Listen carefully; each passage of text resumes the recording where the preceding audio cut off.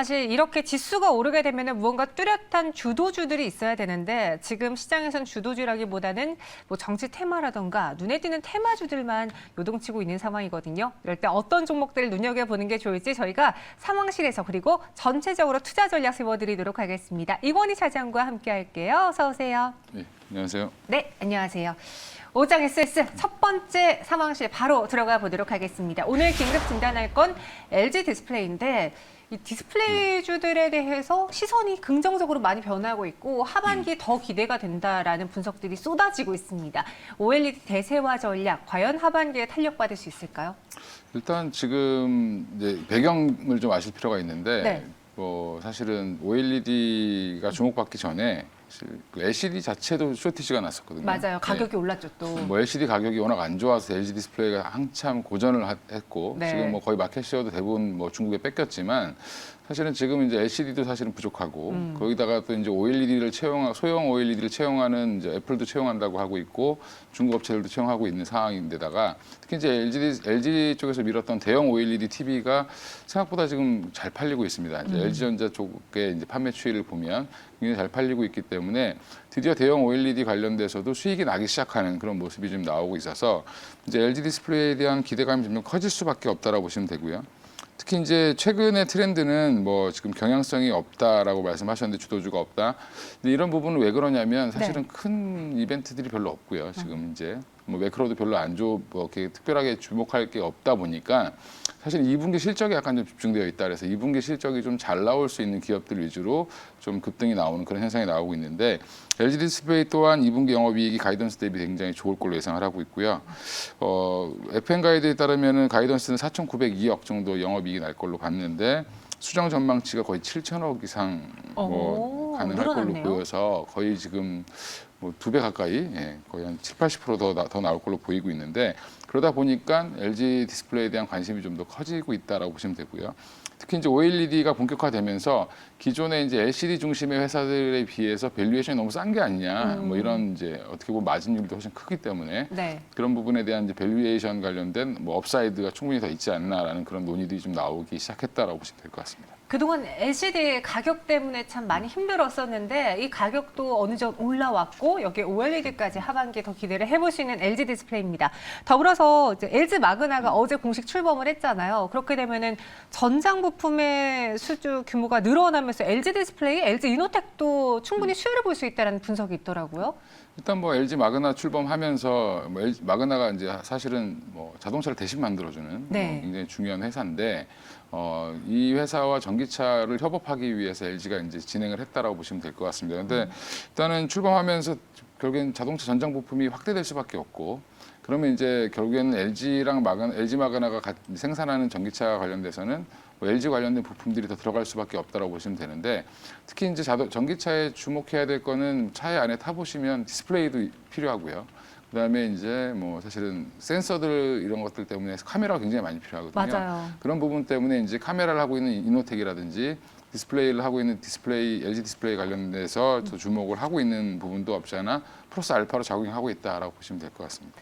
요즘 신차를 타면은 그 안에 패널이라고 해야 되나요? 네. 그게 엄청 대형화되고 있고 옛날에 저 어렸을 때는 실제로 이렇게 뭐가 이렇게 움직이는 게 보였는데 이제는 아날로그가 아니라 디지털로 화면으로 되잖아요. 그런 부분에서 LG 디스플레이도 충분히 수혜를 볼 수 있다. 이와 더불어 메타버스 때문에 또 이 디스플레이를 대형 화면으로 구현해야 되기 때문에 또 이 점도 장점을 꼽히고 있던데요. 뭐 그건 이제 플러스 알파로 생각하시면 되고요. 이제 네. 메타버스는 조금 더 길게 보고 생각하시는 게 좀 맞을 것 같고요. 이제 좀 스타트하는 시작점이다라고 보시면 되는데 결국엔 약간 이제 게임이랑 좀 연동이 되어 있다라고 보시면 될 것 같습니다. 이제 그러면 당연히 이 디스플레이 산업이 사실은 게임과 굉장히 연동이 강하고 그런 부분들을 감안했을 때는 뭐 최근에 이제 게임용 모니터들 보면 굉장히 고사양으로 나와 있거든요. 이제 이런 네. 부분들까지 확대된다라고 하면 사실 LG 디스플레이 입장에서는 뭐 나쁠 건 전혀 없다라고 보고 있습니다. LG 디스플레이 그럼 하반기 유망주가 될 수 있는지 지금 관심권 안에 둬야 되는지 가격 전략으로 들어볼게요.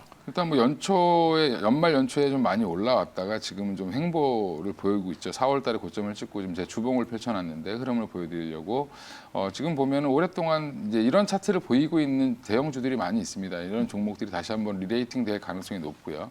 특히 이제 올해 뭐 6월 수출입 동향에서 굉장히 수출이 업사이드가 거의 40% 가까이 됐기 때문에 뭐 일단 더 저는 충분히 더 상승할 가능성을 보이고 그다음에 목표가는 뭐 좋게 보면 한 35,000원까지 가능하지 않겠나 이렇게 보고 있습니다. 네, 목표 주가는 35,000원 제시해 드렸습니다. 첫 번째 디스플레이 안에서의 대장 LG 디스플레이 살펴봤고요. 두 번째로는 현대 미포조선 체크해 보겠습니다. 이 조선업이 수주 랠리의 강세를 보여주고 있는데 지금 조선주를 둘러싸고 있는 업황은 어때요? 좋습니까? 일단 뭐 업황은 좋죠. 일단은 수주가 뭐 작년 한 1년 동안 거뒀던 수주만큼 네. 다 대부분 업체들이 뭐 6개월 만에 거뒀다 그 이상 이제 수주를 받았기 때문에 지금은 실적은 안 나오는 거죠. 아직은 외전에 이제 배가 이제 건조되는 과정에서 돈이 들어오기 때문에 사실은 배를 하나 만드는데 보통 한 2년 뭐 짧으면 2년 뭐 길게는 한 3년도 걸리기 때문에 그런 시간들은 걸릴 텐데 지금 어차피 그래서 이 조선주들은 수주를 얼마나 받았느냐 수주 잔량을 보고 좀 주가가 움직이는 경향이 많은데 지금 이제 주가가 올라가다가 정체인 상태인 이유는 뭐 원가 부분도 여전히 이제 좀 부담으로 작용을 했겠죠. 이제 그렇지만 결국엔 수주 잔고가 기대만큼 더 빨리 올라오지 않는다 시장에서 뭐 그렇다고 또 빠지지 않는 이유는 수주 잔고가 그렇다고 목표치 이상을 달성하고 있기 때문에 네. 좀 더 지켜봐야 되지 않겠냐라는 그런 부분들이 여전히 있고요. 그리고 지금 경기 회복되는 국면이고 뭐 미국에서 사실은 인프라 투자도 발표를 했고 이러면 물동량이 증가할 수밖에 없고 그러면 선주 이제 발주를 넣는 배를 만들려고 이제 발주를 넣는 해운사 입장에서는 앞으로 향후 1, 2년 뒤에는 더 배가 더 필요할 수도 있고 그다음에 지금 오랫동안 교체를 못했던 뭐 노후 선박에 대한 교체 수요도 있기 때문에 이런 것까지 감안하면 최근에 뭐 조선업이 우리나라 쪽으로 많이 쏠린다라는 부분에서는 전반적으로 우리나라 조선업은 지금 뭐 나쁘지 않고 앞으로도 좋아질 가능성이 높다라고 보고 있습니다. 연초에 이제 경기 민감주들이 상승할 때 조선주들, 해운주들 많이 올랐는데 해운주는 사실 상승하고 쉬었다가 다시 또 고점 돌파하는 모습 보였지만 조선주는 안 그랬거든요. 그게 철강 가격 상승 때문이다라는 이야기도 있었는데. 뭐 그거는 이제 발목을 잡는 부분인 것도 있는데 네. 최근 철강 가격은 또 다시 또 내려오고 있습니다. 중국에서 이제 좀 약간 억제 정책을 피면서 네. 물량을 좀 조절했기 때문에 사실은 철강 가격은 좀 안정이 됐다라고 보는데 여전히 철강 가격이 너무 많이 오르면 사실은 뭐 남는 게 없을 수 있다라는 부분 때문에 좀 고려를 하셔야 될 부분은 있는데 이런 것들은 좀 오히려 좀 그 가격에 주가에 영향을 미치는 건 좀 제한적이다라고 좀 개인적으로 생각을 하고 있고요. 네. 지금은 오히려 이제 수주 현황이 더 중요한데 수주가 나오기 전에 이미 기대감으로 너무 많이 올렸다가 지금 막상 수주가 나왔는데 계획한 정도입니다. 이제 올해 목표 작년 대비해서 많이 받았지만 올 초에 이제 보면 업체들이 다 이제 올해는 얼만큼 정도 수주를 하겠다라고 했던 계획하는 뭐 그런 스케줄대로 가고 있기 때문에 그거보다 조금은 좀 오버해서 더 나와야 사실은 주가가 좀 탄력을 더 받을 수 있는 그런 국면이다라고 생각하시면 될 것 같습니다. 네, 현대 미포조선의 가격 전략으로 마무리해 보겠습니다. 보니까 주가가 뭐 빠지지도 오르지도 않은 횡보 장세를 꽤 보였던데요. 이제는 어떻게 해볼까요? 대응 전략은요? 이제 조선주 같은 경우는 대부분 PBR 기준으로 좀 많이 보는데 볼 때 지금 이제 뭐 이익이 없기 때문에 이제 PBR 기준으로 보면 한 2배 정도 수준까지 볼 수 있다라고 보고 있고요. 1.8배에서 2.2배 정도 보게 되면 사실은 뭐 11만 원에서 12만 원 구간 정도 이렇게 보시면 되는데 한 11만 원 정도까지는 충분히 뭐 상승 여력은 더 있다라고 보고 있습니다. 네, 목표 주가, 중장기 목표 주가 11만 원으로 제시해 드렸습니다. 이어서 세 번째 상황실은 FNF로 넘어가 볼게요. 사실 조정이 그리 깊지는 않았지만 요 며칠 밀리고 있기 때문에 조정 시 매수해 볼까를 고민하신 분들을 위해서 준비해 봤습니다. 중국 진출 2년 만에 매출이 3천억 넘었다. 이게 뭐 유통업계에서 신기록이라고 하는데 왜 중국에서 유독 더 잘 팔렸을까요? 중국 사람들이 이게 한국 건지 모릅니다. 예. MLB, 네, 맞아요. 그래서 사실은 이제 뭐 반한 감정이니 뭐 한류니 이런 것 때문에 뭐 많이 팔렸다기보다는 네. MLB 자체의 브랜드가 그냥 하나의 상품이 되면서 그런 매출이 좀 많이 늘었다라고 보시면 될 것 같고요. 중국 이제 수요가 계속 증가하고 있고 중국은 또 가장 빠르게 코로나를 극복했다라고 선언을 했기 때문에 지금 오히려 이제 소비 활동이 더 왕성하게 이루어지고 있다라고 보시면 되고 그리고 이제 최근에 이제 디스커버리라는 브랜드도 조금 이제 더 다시 올라오고 있고 네. 브랜드 하나가 더 다시 성장세이기 때문에 뭐 MLB 플러스 디스커버리 이렇게 보시면 될 것 같습니다. 그래서 뭐 지금은 뭐 의류 쪽에 한동안 좀 주목을 받았죠. 6월 달에. 그러다가 좀 약간 주춤한 모습을 보이는 거는 순환매적인 성격이라고 보시면 되고 오히려 실적이 나올 때가 되면 오히려 숫자가 확실한 쪽으로 좀 몰리기 때문에 지금은 또 다시 한번 또 FNF를 또 봐야 되는 시점이다라고 저는 개인적으로 생각을 하고 있습니다. 그러니까 최근에 오르다가 멈춘 이유가 순환매 때문이다. 저는 사실 델타 변이 바이러스 확산 때문에 컨택트주들 그리고 다시 의류주 소비주들이 그래서 주춤하는 거 아닌가 생각했는데 그것 때문은 아닌가 봐요. 그것도 뭐 하나의 모멘텀일 수는 있는데 네. 결국에는 핑계죠. 예, 예. 더 좋아 보이는 게 있기 때문에 그걸로 가는 거고 일부 이제 자금들이 움직이다 보면 조정이 나오는 게 어떻게 보면 당연한 거고 고점 부근이다 보니까 네. 그런 현상이 좀 나오는 거고요. FNF도 이제 여기서 뭐 과격하게 급하게 올라가기보다는 박스권을 좀 만들다가 한번 58만 원을 돌파하면 그때 조금 좀 강하게 올라가지 않겠나 생각을 하고 있습니다. 그래서 지금 뭐 델타 바이러스 관련돼서도 사망률은 되게 낮습니다. 그리고 20, 30대들이 좀 많이 걸리는 편이고 네. 그래서 지금 보면 유럽도 오히려 지금 백신 여권 발급해서 여행을 전면적으로 지금 허용을 했고 오히려 이제 중국 주 매출처인 중국은 좀 그 영향이 적기 때문에 그런 부분들 감안해 봤을 때 FNF는 오히려 코로나 관련돼서는 그렇게 큰 영향을 아직은 안 받고 있다. 뭐 이렇게 보고 있습니다. 네, FNF 그래서 50만 원 이하에서 매수해보고 목표 주가 60만 원. 지금은 순환매라던가 뭐 약간의 핑계거리 때문에 쉬어가고 있는데 다시 실적으로 돌아온다면은 의류주들 다시 갈 수 있다. FNF 그 안에서 눈여겨보자 이야기해 주셨습니다. 이어서 마지막 상황실 긴급 진단해 볼게요. 이번에는 이건홀딩스인데 사실 뭐 이재명 정치 테마주로 오르고 있는 거 저희도 압니다. 그리고 급등을 했기 때문에 이 종목을 사라 혹은 매도해라라는 가격 전략보다는 분위기를 알고 싶거든요. 이 주택 공급 수혜주로 오늘 이건홀딩스 외에도 다른 종목들 많이 올랐죠?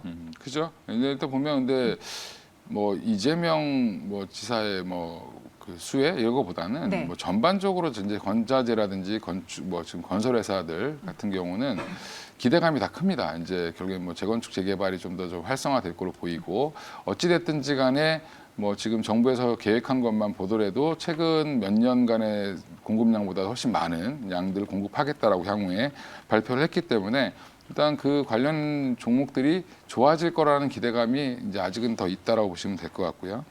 그 중에 이제 이건홀딩스라든지 이건산업 같은 경우는 뭐 약간 그 이재명 테마에 묶이긴 했지만 건자재도 가장 대표적인 종목이고 네. 그 외에 이제 다른 건자재들도 지금 다 좋기 때문에 사실은 지금 뭐 이쪽을 굳이 아직은 그냥 기대감이긴 하지만 실적으로 보는 종목은 아직은 아닌 것 같고요. 뭐 약간 좀 테마성으로 좀 움직인다, 좀 기대감으로 움직인다라고 생각하시면 될 것 같습니다. 저도 그래서 정치 인물 테마주는 싫지만 정책 테마주는 충분히 대선까지 계속 이슈가 될 수 있기 때문에 하나 정도는 담아볼까, 눈여겨볼까라고 생각하시는 분들 많으실 것 같아요. 각 대선 후보들의 공통 정책 수혜주로는 무엇을 보는 게 좋을까요? 일단 뭐 지금 제일 큰 건 서울시장 때부터 주택 문제가 계속 나왔던 거고 네. 그 문제는 대선에서도 아마 피해가지 못할 그렇죠. 부동산이 또 심하니까요. 걸로 보이고요. 그럼 결국엔 주택 관련돼서 어떤 해결책이 제시할 수밖에 없다라고 봤을 때는 뭐 건설 관련된 종목이라든지 건자재 관련된 종목은 뭐 지금은 유심히 좀 보실 필요가 있다라고 좀 생각을 하고 있고요. 종목으로는 이제 사실 DLENC 이제 대림산업이죠 예전에 네. DLENC나 아니면 GS건설 정도가 우리나라 국내 이제 브랜드에서 가장 좀 좋기 때문에 이런 것들을 좀 보시는 게 맞을 것 같고 대형주에서는 좀 뭐 건자재에서는 대표적으로 LG 하우시스라든지 이런 종목을 보시면 뭐 좀 낫지 않겠나 생각하고 있습니다. 네, GS건설, DLENC, LG하우시스, 이건홀딩스 등을 주목해보자라고 했는데요. 저희가 안 그래도 오늘 집중 점검으로 이러한 정책 테마주 중에서 건설주들 한번 전반적으로 다뤄드리려고 합니다. 잠시 후 집중 점검 시간에 자세하게 도와드릴 테니까요. 끝까지 채널 고정해 주시기 바라겠고요. 상황실은 여기서 마무리해 보도록 하죠. 이건 사장님 오늘 말씀 고맙습니다. 예, 감사합니다.